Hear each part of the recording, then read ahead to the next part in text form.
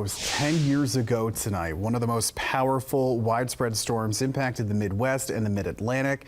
And of course, we're talking about the Derecho of 2012. Yes. You're going to take a trip down memory lane. It was a wild night. It really was a wild night, and so many of you were affected and remember this big event, but it's also not the first derecho the area has seen. It's now 8:58, and here's the leading edge of the clouds. A powerful complex of storms moving from Iowa to the Mid-Atlantic on Friday, June 29, 2012. This powerful line of storms where the entire leading edge was severe with damaging wind. There was definitely rain, but I would say definitely a lot more wind and a lot of lightning. There was a significant amount of lightning with this storm. One of the reasons this storm complex was so powerful, the heat. Highs on that day were over 100 degrees.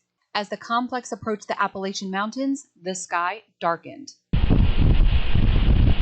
Severe warned with winds in excess of 80 miles an hour. It's just like a wall of black. You could see the lightning, and it was actually, the wind was knocking out transformers. You could see it coming.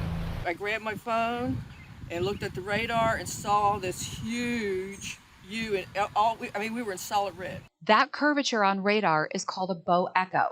This means there are very powerful winds within this storm.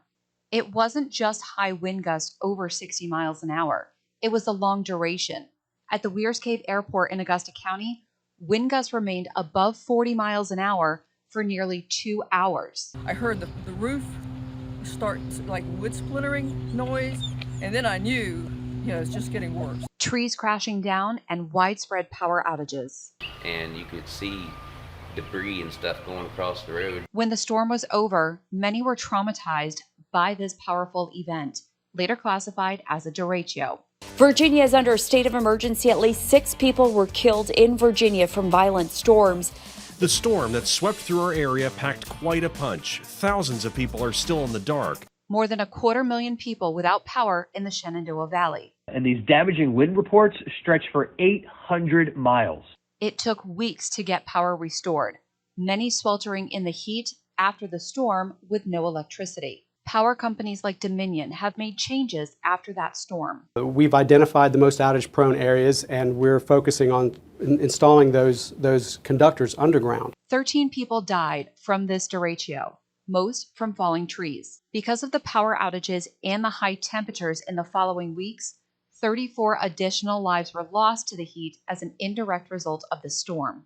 While this complex was not forecasted well in advance, there were severe thunderstorm watches and warnings. These were the warnings that were issued as the storm moved toward the region. So the warning process worked, which is why you do want to pay attention to the warnings that are issued by the National Weather Service. And now with our WHSV weather app, we can send you custom alerts as a heads up even before the warning is issued.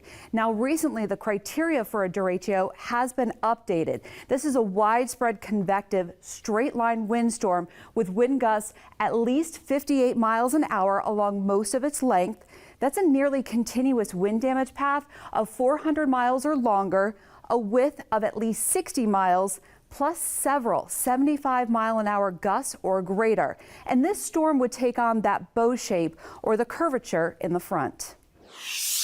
All right, Aubrey.